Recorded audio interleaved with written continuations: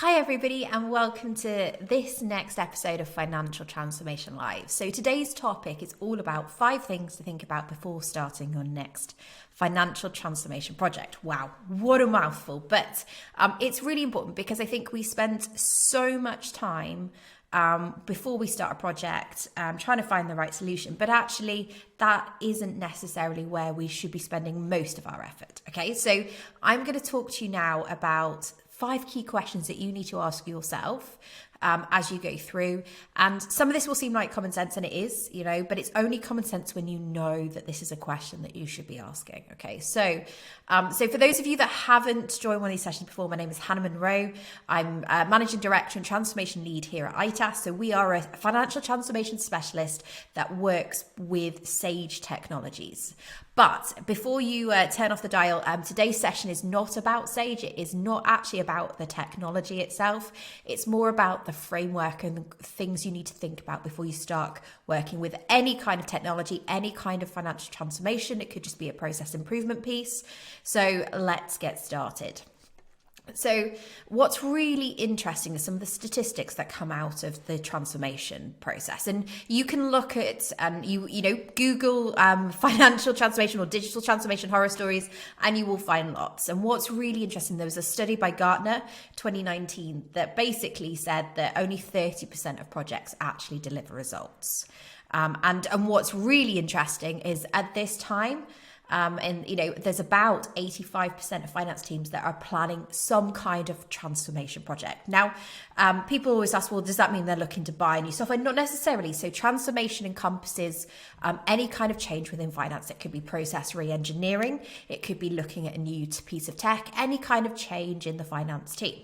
So whilst this, obviously as a technology specialist, it's what I live and breathe. A lot of what I'm talking about is relevant and is based on my knowledge around technology, but actually the principles around transformation apply across the board, whether you're working with process change and technology.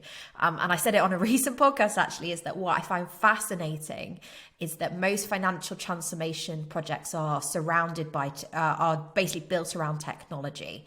And there are, in my personal opinion, there are 3 components to any successful transformation project. And that's, one is people. Second is process, and the third one is technology. So we're going to maybe drift onto more of the people side of transformation today, which I hope is going to be a welcome relief for those of you that have joined all of my process mapping sessions and my Excel audit sessions, but we're going to very much dig into the people side. So today's session, 5 questions I want you to be able to answer or to think about as you come out of today's session. So 1, have you understood the problem you're solving? 2, have you selected the right solution? And if you haven't, how do you know? 3, have you identified what good actually looks like? Number 4, have you engaged the team well? And number 5, have you resourced your project properly? Okay, so have you understood the problem? And this is a really interesting piece because transformation projects are not normally like a 2-month piece, right? When it's a true transformation, it takes months. I personally like to work on projects about 12 to 18 months because you get a nice and the opportunity to make an impact within a short space of time and actually see it through. But some transformation projects can literally take years. Okay, so in order to do those kind of projects successfully and actually to come out of it with a good result, you need to make sure you've understood the problem. You need to understand what is the problem, as in what is the challenge that you are looking to solve. And that could be made up of lots of smaller sub-segments, but you need to understand the what and you need to understand the why. So why are we changing? Why is this so important? Why do we need to make these change? Because fundamentally, as humans, as individuals and even as organizations, we do not like change. And, there's a few of us, few rare breeds like myself that love it and that thrive in it. But fundamentally, the majority of people don't like change. And what's really interesting, even people that do like change, so I'm one of those that I like really ever-changing environments. I like lots of different projects, but I don't like changing my mobile phone. right? Hate it. My pet hate is changing my mobile phone. And you would think, doing what I do for a living, this would be pretty easy. I just need to take myself through this process. But the reality is that we have a subconscious need to keep things the same. Okay, so you need to understand the what is the problem we are solving, and why do we need to change before you do anything. Okay, and then, you know, to understand the problem that we are solving. So, and if you have any kind of lack of clarity around what is the problem we are solving, then you need to get underneath into the fundamentals of the finance processes and how things are working, right? So there's a few tools that you can use to actually get and understand what is the problem I need to solve. Okay, so you could map out your month end. So if you're, you know, if one of your issues is the fact that your month end takes 3 weeks, map it out, figure out where the blockers are, because if you do not understand the problem that you are solving in enough detail, you will make choices as you go through a transformation project that may lead you to not achieve the success that you're looking for. Okay, so say mapping. So common tools that you can use as a team to actually understand the problem. First is mapping your month end. You know, month end is something that all finance teams need to go through. It is one of the stressful times of, you know, in any finance team, especially when you've got deadlines to hit. So the first thing you can do is map out your month end. If there's particular areas of your finance processes that are a challenge, map them out. So rather than just assuming that it's the technology that you're using that's the problem, understand it. So map out the processes. It could be your process. It could be something that's being driven from another team that's the problem. So until you get clarity, you should not be necessarily making decisions around what is the answer to my problem that I haven't actually defined yet. Sounds simple, doesn't it? But you'll be amazed. Third one is, you know, if your problem is spreadsheets, then do an Excel audit, right? Because then you actually understand, is the problem the reporting side? Is it integration? Is it the fact that I need to do some change management with my team to drag them away from these spreadsheets? And then once you've documented all these things, you then need to assess volumes and wasted time. So you need to understand how often that problem or that process is occurring, and how much time is spent on that is unnecessary. Okay, so first things first, you know, and is to understand the problems that you actually have in house. Because very often what will happen is somebody will go, oh, we want to get rid of authorizations, for instance. We want to take our authorizations digital, right? And they'll spend a huge amount of time on a digital authorization software and, you know, scoping out the piece of work. And actually what they need is better visibility of what they're spending their money on. And that comes down to budgets and reports and things like that. So, and also it could not just be it may be that you have a problem in purchasing, and you have a problem in your reporting, and you have a problem in your credit control. Yeah. So in that case, you need to take a step back and go, wow, so why do we have so many problems? Is it actually our core platform? Is it the tools we're using? Is it our processes? What is causing the issue? Okay. So my first recommendation is just make sure you understand what is the problem that you are solving. And if there's many, document them down and make sure that as you go through this process, you're almost taking the time to get perspective. Okay. Because, there is a tendency when you have a burning bridge, you just want to pour fire out and, you know, just basically try and get rid of that fire. And you're so focused on that fire that you haven't noticed all of the problems that are being created in another area of finance.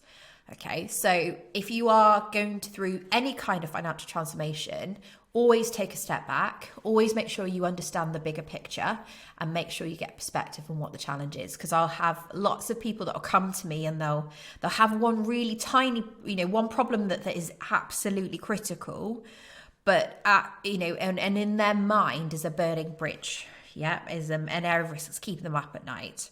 But there's also all of these other problems that they also want solving. So just make sure that you understand the problem that you're looking to change, and is that problem connected, or is it in its own sort of silo, or is there other implications across the wider finance team and what you're trying to deliver?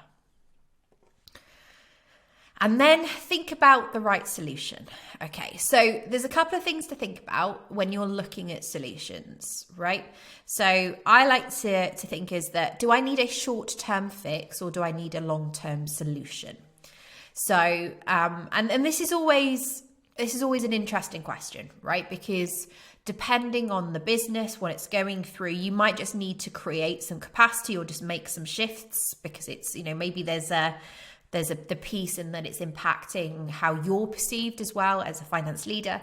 But you need to think about, do I need something short term just to put a band-aid on, or am I actually going to address the underlying problems that sit within here?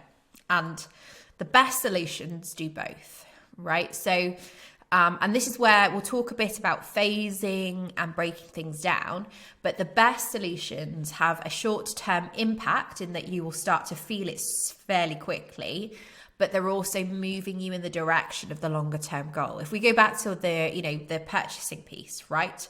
So some people will go in and go, right, my problem is my finance, is my authorizations, right? They are all on paper, got no visibility of my spend. I've got an issue, right? And which is a very fair comment. And I think nobody would look down on you for thinking that is the problem that you're solving. But if you have a wider issue with controls across your entire finance team, then putting in a purchasing solution isn't going to address the wider piece around controls and mechanisms, for instance, and budgets. So you might decide to go out and buy a purchasing software. Yeah, and that moves you forwards in the short term, but it doesn't address the wider need that's sitting within the organization for controls generally and visibility of spend.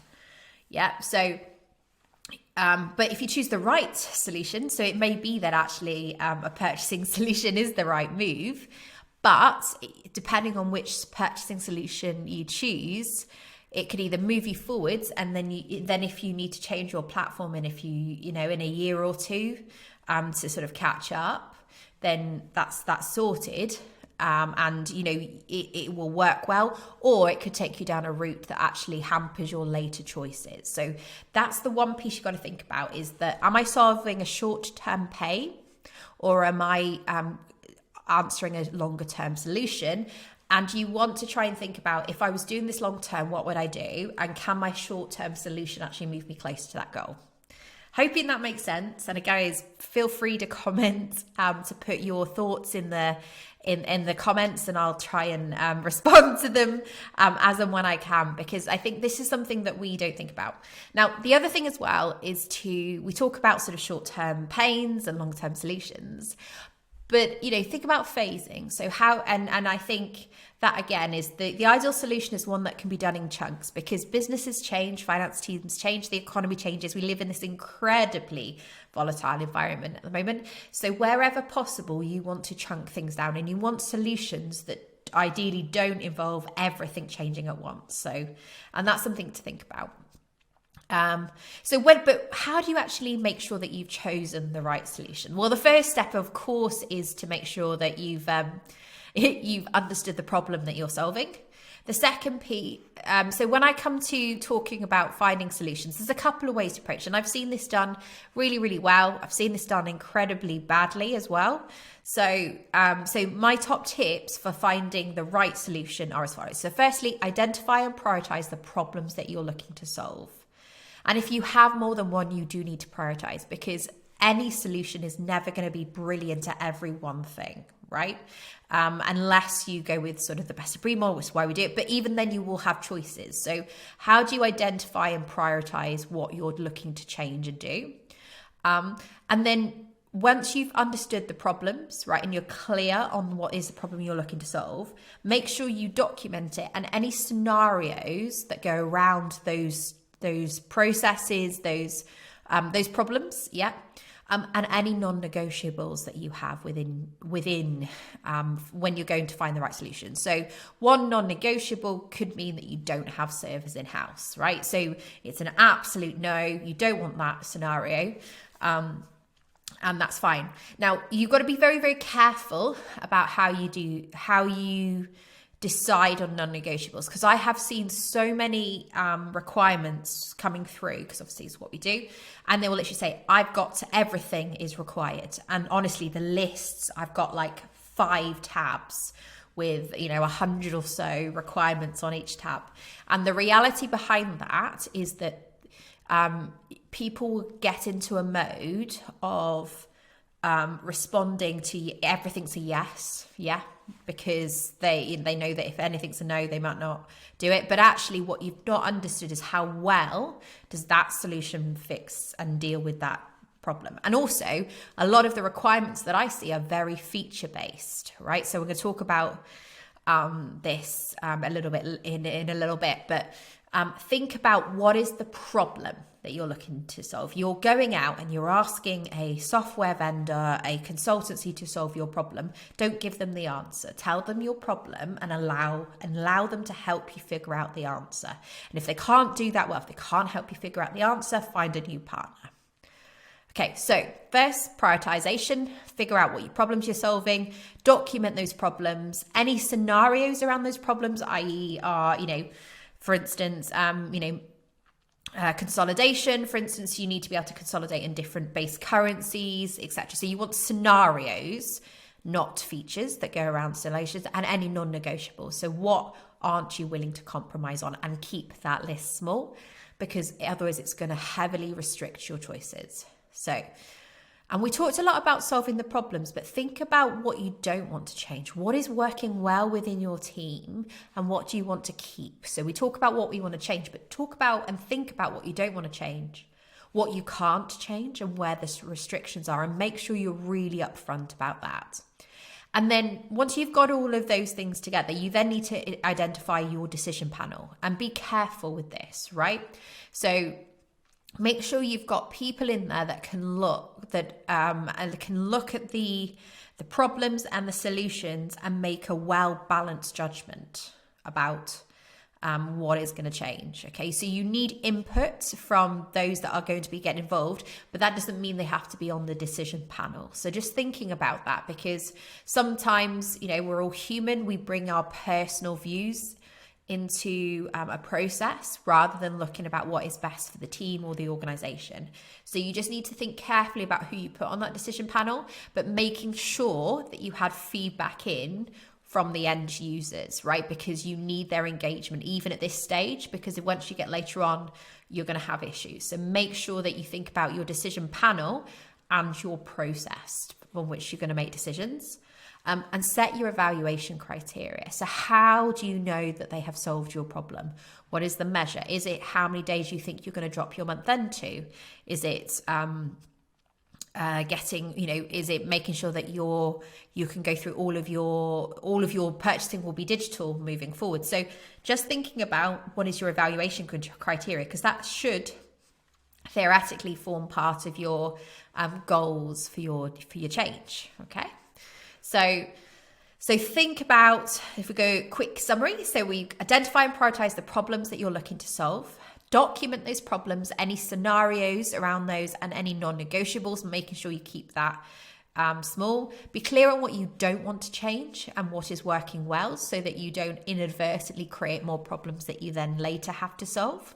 Make sure you have the right people thinking about and evaluating what is, firstly, the priorities, but secondly, what is the solutions that you're looking at, and make sure you're clear on how you're going to evaluate these, and you've set the evaluation criteria in advance, so that once you get into the buying cycle or the solution decision cycle, you don't get distracted, because that is so easy.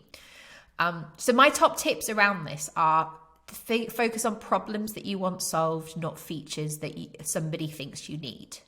Okay, because the reality is that technology is changing, and if you are focused on, I want this individual feature, you may be missing out on a more advanced piece of technology, right? So you've got to think about how you approach that. And a lot of solution a lot of consultants, when they're going through a requirements process, their focus is on, I'm going to list out every single possible feature that I can think of that I might want or need. And then I'm going to make those providers go through every single one of those and tell me how they meet it. Yeah. But again, like I said previously, I don't feel that really delivers success, because it's focused on features, not problems and benefits and why you need to change. So just keep that in mind. You should, in an ideal world, give them visibility of what you're doing now, right? And any good consultant will want to know that. They'll want to understand how processes work. And I see so many requirement documents coming through without this is how we're working now, this is the problem, this is the detail, this is where the issues are, and these are the scenarios that we need to make sure we've covered. And I think that's such a missed opportunity, because you want somebody that's going to consult with you and help you find your way through. Okay. We talked about making sure you've got the right people involved as part of your decision panel. And also be aware that, when you're speaking to individuals, they will have pet things that they hate about a system. Okay.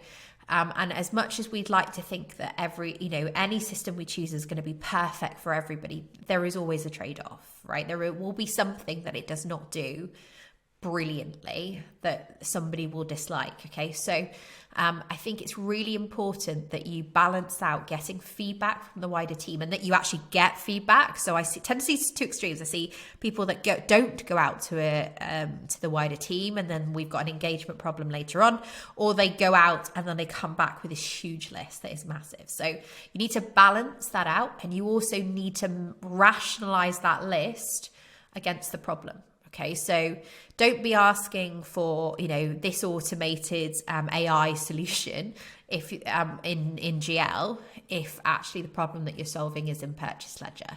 So balance that out. And also ask whoever you're working with what will need to change. We've talked about what the problems are. We've talked about what we like. Ask them what changes they will need to see in order to make those solutions work. Okay, because you need to rationalize and think about that as well. Okay, so my top tips for finding the right solution. And there's lots of templates, and at some point I'm going to do a whole session on requirements gathering and how you can approach what good looks like. I can show you some examples of what not to do. I'm hopefully going to show you more examples of what you should do. Okay, but at the end, so this is, you found the right solution, or at least you've chosen a solution, right? You validated it, and then the next piece is to be clear before you actually press the button and start on this journey. What does good look like? What are the expected outcomes that you're looking to get? Yeah, and what does a good journey look like? For me, the journey that you're going on needs to have obviously a clear end. We need to know when we've achieved it, but how do we want people to feel as they're going through the process? How are we going to phase it and manage it so that it minimizes of impact? Okay, so just think about and chat this through with your team.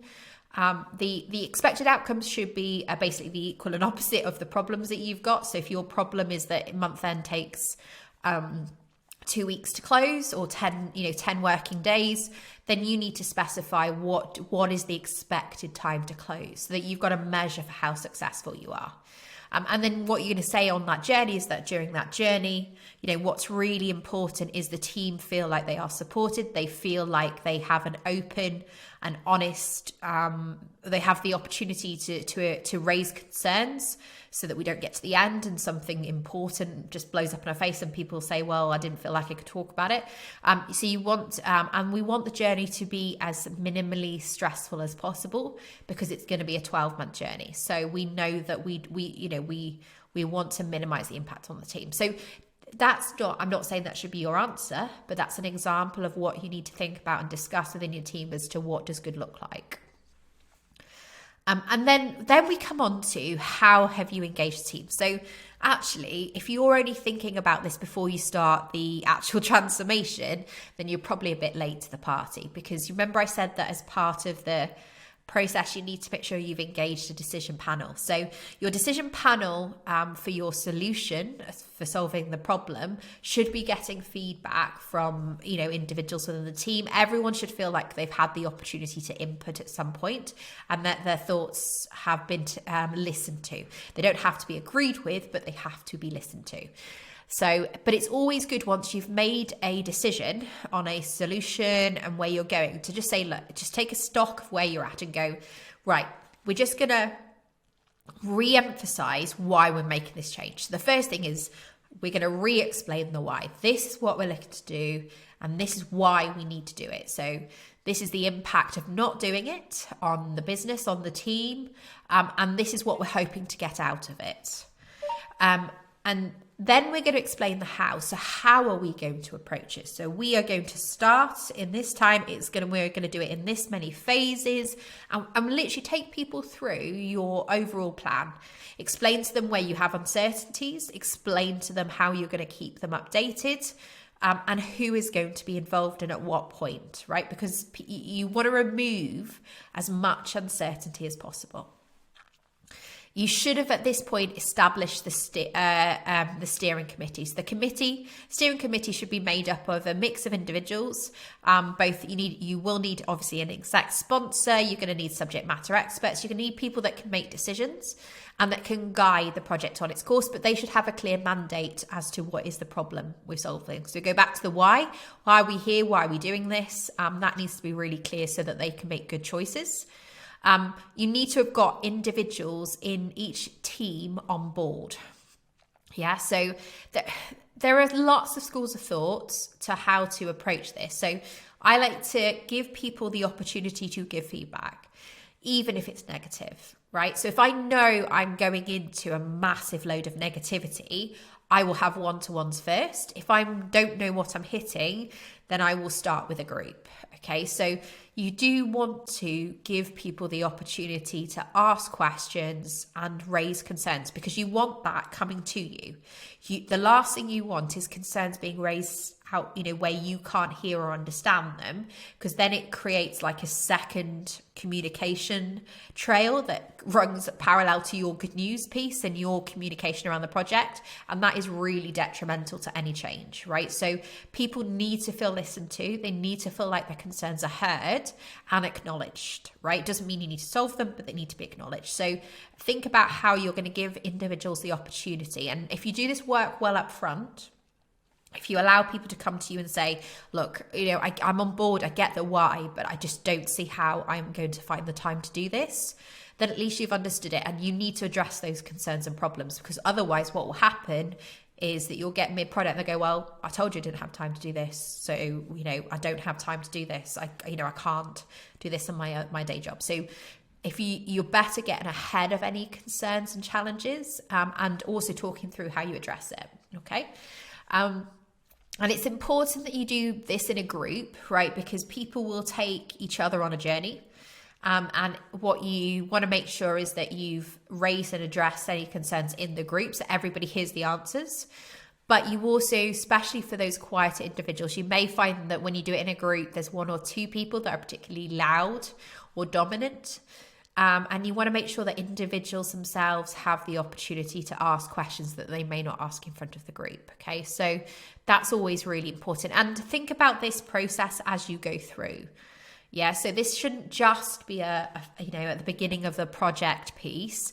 Do make sure you've got these regular checkpoints and conversations, because you need to keep those communication lines open. And that's where the communication strategy that goes throughout the project is super important. So thinking about how you're going to keep people updated. I do like, there is something useful about having a documented update. So you can obviously have meetings with your steering committee, and then they can disseminate that information to their teams. But very often it's good to also support that with a written update. And you just got to decide on the right cadence. Maybe that cadence changes as you go through different phases, and thinking about how that's going to work. Okay, so So in addition to that, so think about the definition of team as well. So the definition of team you should be thinking about the entire organization, not just finance, because things that you do in finance will ultimately have an impact on the wider team. So you need to do that, and you need to engage at the right levels across the wider team to make sure that if there are things that involve, say, sales and how they're entering information, etc., that you have the right contacts and that they understand the why behind the piece. Think about the impact on individuals as well as the impact on the team. So it might be that to achieve your why, it has a negative impact on somebody's workload or volume. So you just need to think about how you're going to address that as you go through. If you're going to go into a group piece, have a certain amount of pre-prepared content, pre-prepare and think about what challenges and objections you might get, but don't anticipate. So allow people to come to you with questions about how you're going to work this through. Give them time to think and make sure that you go back and ask the questions again. Do you have any concerns? Is there anything you're worried about? And just get everything out at the beginning. And if you do get concerns, don't feel like it might be a sign that you haven't done a good enough job of explaining the plan, but it also means that your team feel like they can be open and honest with you. And that's super important for any kind of transformation. And good leadership allows that to happen. So do encourage concerns to be raised. You want a team that is actively thinking about challenges. And then you help them work through problems and things like that and coach them through how you're going to address it. And one of the things that the biggest worry that most people have is how I can do this as well as my day job. Because the reality is that when we get into these kind of projects, it's not normally because you've got too much to do. You've not got enough to do, right? Most times these transformation projects happen because people are just working like crazy and super busy already. So you need to think about how you are going to resource, which is why that is the next question on our topic. So you'll have to excuse the throat, by the way. Slight cold, but it's disappearing quickly, thank goodness. So bear with me. Okay, so the next question is, have you resourced your project properly? The last thing we want is for this to be an incredibly stressful journey for our team, right? Because that stress will have impacts later on in terms of productivity. And let's be honest, there's a lot going on in people's lives and there's a lot going on in the world. We need to manage the levels of stress within an organization. And as a team, we can handle a certain level of stress and overwork for a short period of time. But if your team are already absolutely swamped, working late nights, working weekends, you really need to think about how you are going to resource this change, because if they're already working weekends, they're probably already into some kind of burnout already.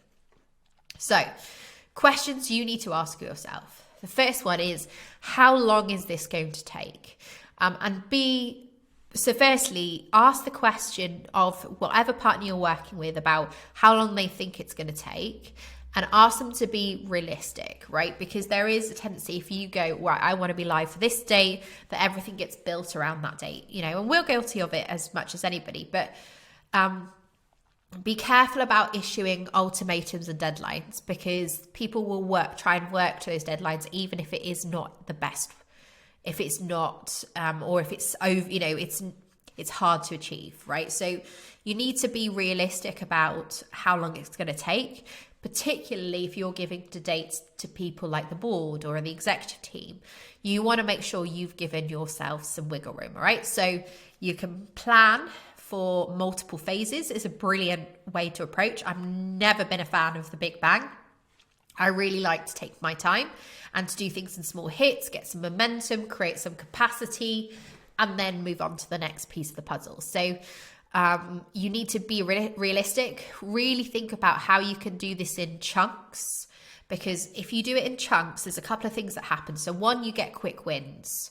Yeah, so it could be that you just managed to produce the reporting a day quicker, for instance, or you managed to automate one piece of that month end that's quite time consuming. And what that then has is like that snowball effect. So that builds capacity. So we're talking about capacity being an issue. That builds capacity.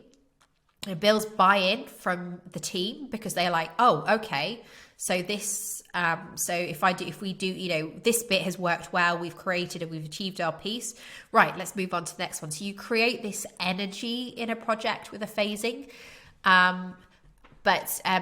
which you don't get if you say, right, this is going to be 18-month project. At the end of 18 months, we're going to go live.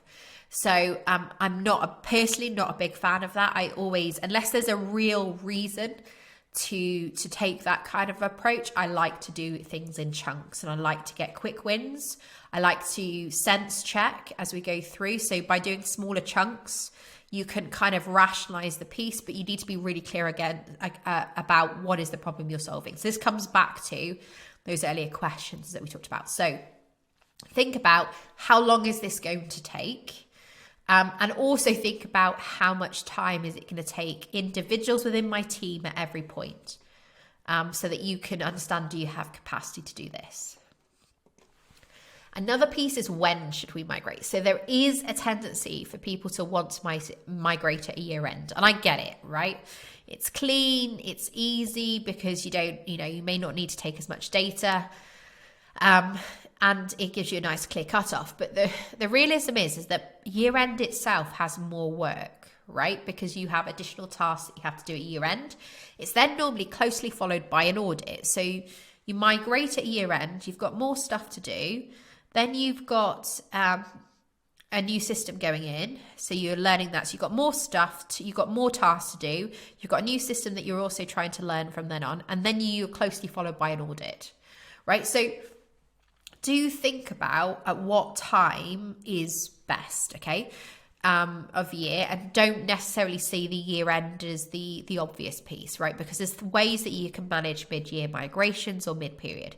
So do think about VAT quarters and ask the question about, right, if we go mid-VAT quarter, how are we going to manage our VAT? Think about holidays. So if you have a team that regularly takes time off over summer, it may not be the best time to go live in summer, because what happens then is you get people jumping in and out and people away. If project slips a little bit, it's hard to recap. So just be aware of that. It might be the complete opposite, but the reality is that if they're taking holidays, they've then got to catch up on their work. Unless you guys are really well organized and got people into cover, which is not the norm, then that has an impact. So you just need to think about, when is your quietest time of work? When do you normally take holidays as a team?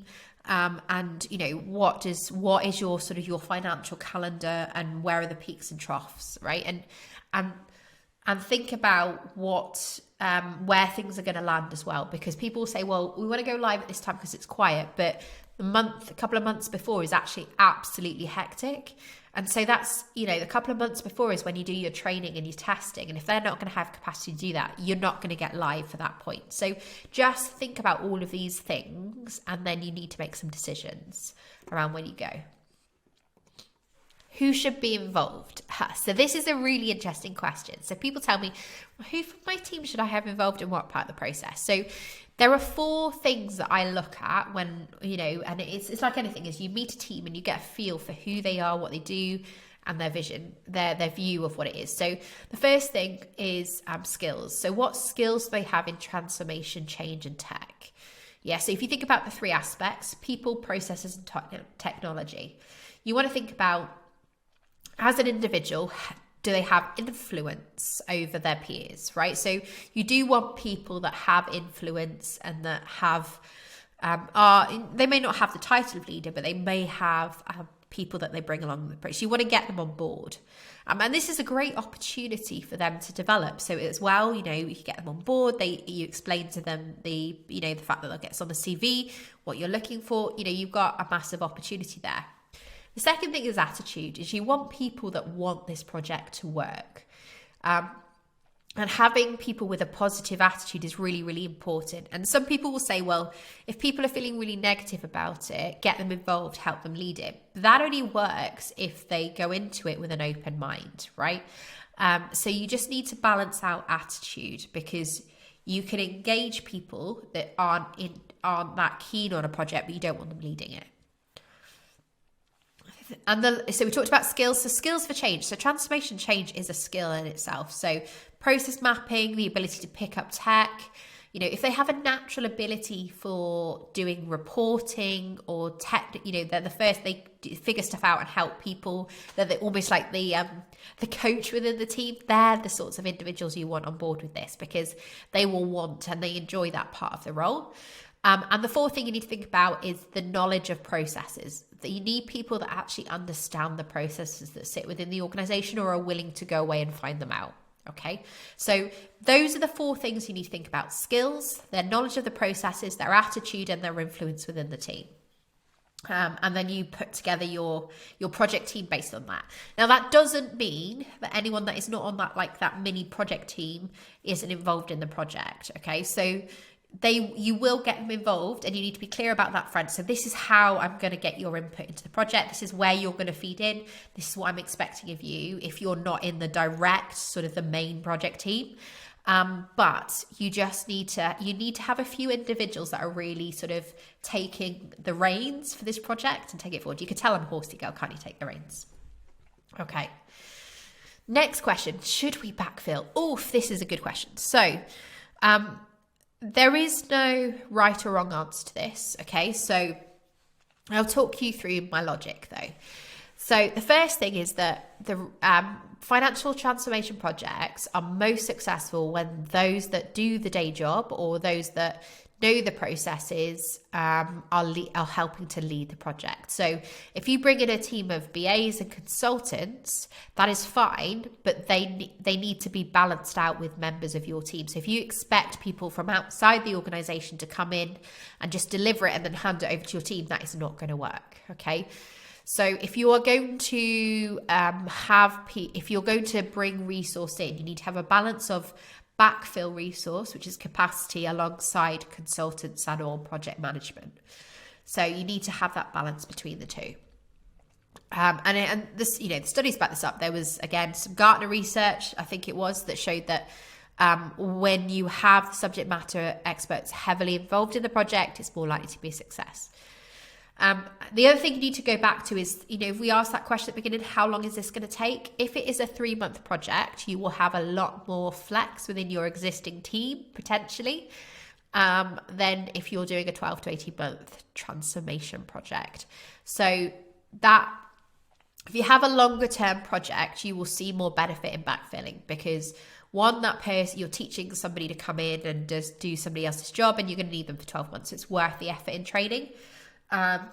And focus on, if you're focusing on freeing up research, those individuals will go through. So it's catch-22, but if you're going to bring in resource that's going to backfill that and get people involved that know the processes, that know the business. This is an interesting one. I have this debate quite a bit, is should we parallel run? So again, no right answer, but things you need to think about is that the reality of implementing and going through transformation is it's done when people are already under pressure. So if you then ask them to enter data into two systems, you are not exactly, but you're effectively doubling their work. Now, I would hope that the new way of doing it is a lot more efficient, but still there is an effort. So you're adding in existing data entry, and then you're adding in new system. So you've added to their workload, and also that new system is they're still getting comfortable with it. So it's not going to be automatic like it is the first. So you're effectively doubling work, and I don't know many finance teams that have the capacity to do that, right? So then you have choices. So then you create capacity so that you can parallel run, and if you're going to parallel run, you need to make sure that you manage the data entry, because this again is one of the big issues. So people will say that they're going to parallel run, but they don't think about all of the feeds of data. And then what happens is you get to the end of the parallel run, you try and reconcile everything, and there's stuff missing. So somebody's entered in a payment and forgot to enter it into the other system. So you just need to be really clear how you're going to reconcile and what the checks and balances that need to happen throughout the process are. So make sure that you're not spending hours reconciling reports at the end of it. And if you do not have the resource and you do not have good reconciliation and controls over your inputs, then I don't think parallel run is right for you. Don't get me wrong, I love it as a safety net. Like it gives you basically an extended testing period, but it is a challenge. The other thing as well is that you need to treat a parallel run as a go live. What I have seen in the past is when people know they have a parallel run, they almost leave their testing to the parallel run phase, which is not great. Okay, so if you're going to do a parallel run, you need to absolutely nail testing, and you need to emphasize that the parallel run is more of a third check, rather than it's a triple check rather than a second check, and that if things should not be coming out in that parallel run, or there should be a very minor things coming out in terms of processes, because that should all come out in testing. So you need to have some serious controls if you're going to do a parallel run, more so than if you're doing a cutoff and a go live, because those things will happen. And last but not least, how much data you migrate. So this has a massive impact on resource. People completely underestimate the time it takes to clean up data and get it ready for impact. So do think incredibly carefully about how much data you should migrate. As finance teams, we want to have everything at our fingertips. We want to make sure that we've got all of the data in. The reality is you do not need it. The question you should be asking is, what is the minimum amount of data I need to report? Think about your comparatives, like this year, last year, etc., and get that minimum level in. Then what you need to ask is, how do I get access to the detail that sits behind that migrated data if I need to for audit or reconciliation purposes, right? And avoid at all costs doing full transactional migrations unless you really have to, because it causes so many issues. And as part of a transformation, you're likely changing your data structures, your reporting, your all sorts of things, right? So you're not only going to have to literally copy the data across, you're going to have to basically map it into the new structures, which takes time. It takes a shed load of reconciliation. So think very carefully about how you approach that when it comes to migration. Okay, so top tips for running your next project: understand the why and the how. So why are you doing this and how are you going to do it? And make sure you communicate that to the team. Phase wherever possible, because phases create wins, they create capacity, and they create momentum. So make sure you focus on that. Welcome objections and concerns. Make sure you've got that feed in, because that's really, really important.